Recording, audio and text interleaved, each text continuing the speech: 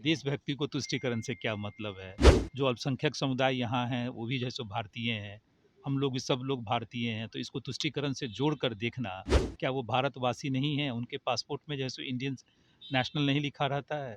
और इस तरह के रोगों का इलाज की अलग व्यवस्था है, वहाँ उनको जाना चाहिए। विकास की गाथा लिख दी है और अभी तो मुख्यमंत्री जी 10 साल और काम करेंगे। ओरमा ग्रुप, जो सोचता है वो करता है।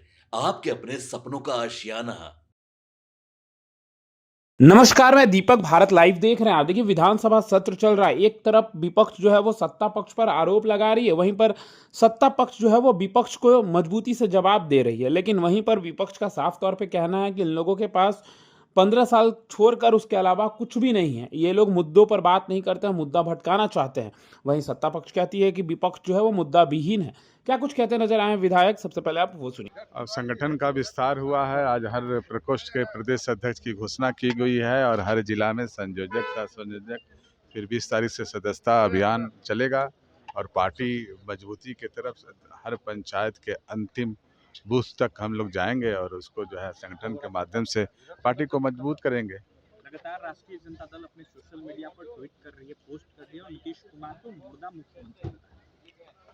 अब बताइए, आपका उम्र लगता है मुझे कि करीब 30 साल के लगभग हो गया और 10 साल से माननीय मुख्यमंत्री जी का स्वयं आप देखे होंगे 2005, बार बार कहते हैं 2005। अरे भाई, कोई भी चीज़ 2005 से पहले तुलना होगी विकास का तो आज 2025 है। 20 साल में माननीय मुख्यमंत्री जी क्या विकास की गाथा लिख दी है और अभी तो मुख्यमंत्री जी 10 साल और काम करेंगे। ये कहना विपक्ष का काम है। अब इनको विकास की गाथा लिखने वाली सरकार को पसंद नहीं है।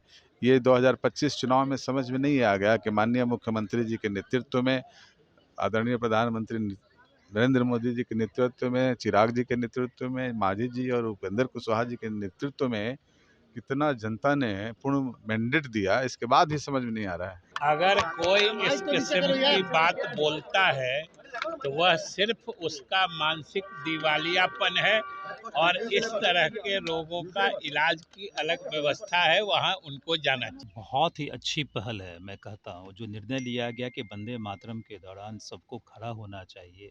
देशभक्ति एक ऐसी चीज़ है जो सब में कूट-कूट कर भरा होना चाहिए और देशभक्ति की जब बात होती है तो कोई भी जाति, धर्म, संप्रदाय, मज़हब के लोग हों, सब पहले हम लोग भारतीय हैं, तब जाके जाति-पाति, धर्म, संप्रदाय में आते हैं।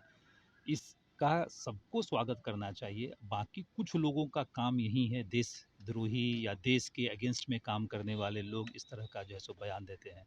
मैं तो सभी लोगों से कहता हूँ कि जो निर्णय लिया गया है इसका स्वागत करें, स्वागत योग्य कदम है और निश्चित रूप से जब हम खड़े होते हैं तो देश के प्रति जो अपनी धारणा जो लगती है और भी मजबूत होता है। क्या है कि बंगाल समेत कई राज्यों में चुनाव है और हिंदू मुस्लिम तुष्टीकरण के लिए इस तरह के फैसले लिए गए। देशभक्ति को तुष्टीकरण से क्या मतलब है?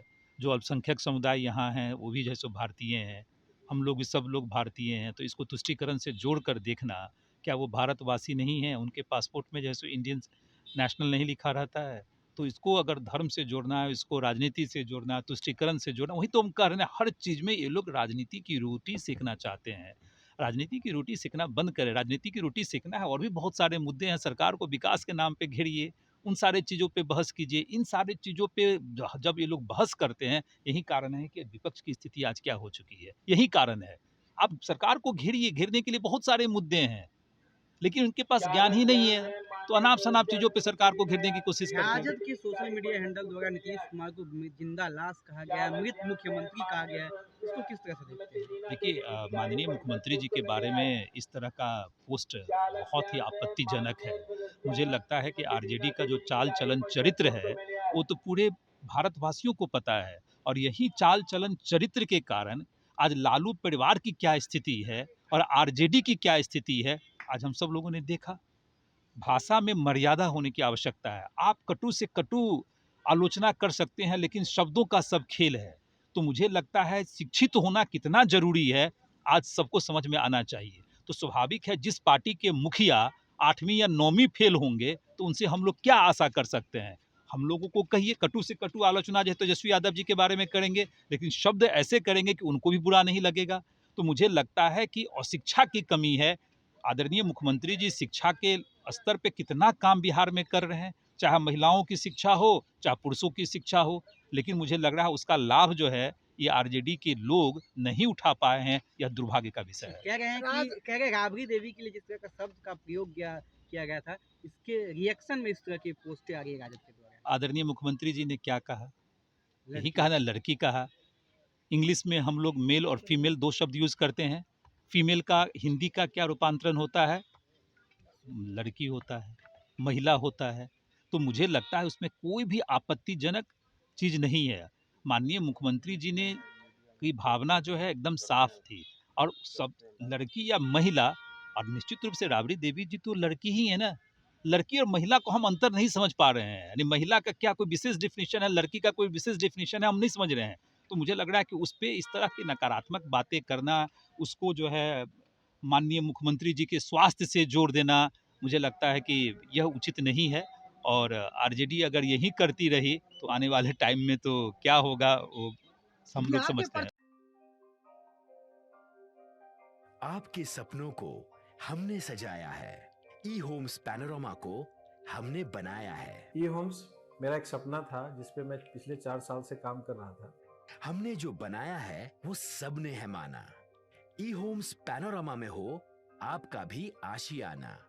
और फाइनली हमने 2021 में इस प्रोजेक्ट को लॉन्च किया। बहुत लोग अप्रिशिएट कर रहे हैं कि पूर्णिया जैसे शहर में, बिहार के, एक तो बिहार की बात करें उसमें भी पूर्णिया जैसे छोटे जगह में इस तरह का लाइफस्टाइल देना, ये सुन के हम लोगों को बहुत अच्छा लगता है। ई होम्स में हमने कुछ और भी किया है, जैसे हम जिस जगह में रह रहे हैं हमारे फैमिली सिक्योर हो, उनको सिक्योरिटी का ध्यान में रखा है। आपकी सुविधा और सुरक्षा आपके लिए खास है, ये आपका विश्वास है। इसमें आर्टिफिशियल इंटेलिजेंस का 7 लेयर सिक्योरिटी का हमने इस्तेमाल किया है। लस ग्रीन कैंपस को बनाया है, यदि हमारा बाउंड्री वाल है तो वो वर्टिकल गार्डन है।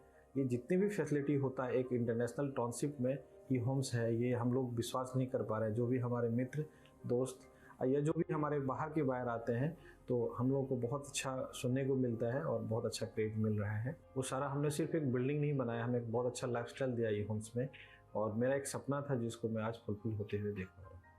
ये आपका आवास है। ई होम्स पैनोरामा में अब आपका निवास है। E Homes Panorama, luxurious lifestyle redefined.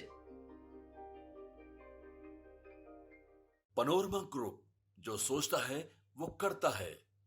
अगर ये वीडियो पसंद आई और वह बिहार के राजनीति और बिहारियत से सरोकार रखेनी तो सब्सक्राइब बटन दबा के चैनल के सब्सक्राइब कर ली। ओजे एगो घंटी बा, ओकरा बटन दबा देला से कुल सटीक और मारक खबर रुआ मुफ्त में मिल जाई। अगर रुआ पत्रकारिता के हमनी के नया प्रयोग में सहयोग कर चाहतानी तो ज्वाइन बटन दबा दी। पेटीएम नंबर नोट कर ली 9386816700।